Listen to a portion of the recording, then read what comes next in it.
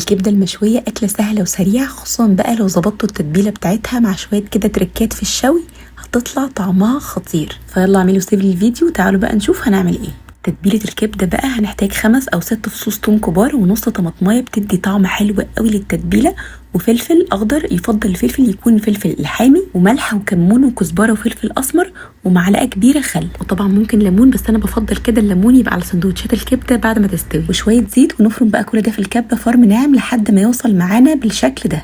بجيب بقى شرايح الكبده اللي بكون غسلاها بلبن مش بميه عشان الميه بتزفر الكبده، بضيف عليها تلتين التتبيله والتلت التالت بشيله على جنب. هنقلب بقى التتبيله في الكبده كويس ونشيلها في التلاجة مش اقل من نص ساعه.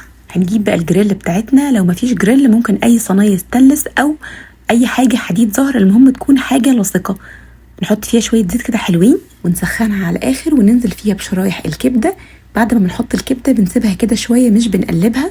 هنقلب بقى الكبده يمين وشمال لحد ما نحس ان الدم مبقاش موجود فيها، ونضغط كده عليها واحنا بنسويها، ده بيساعد في تسويتها. بعد ما الكبده بقى تستوي بنجيب باقي التتبيله اللي احنا كنا شايلينها وبندهن بيها الكبده من الناحيتين.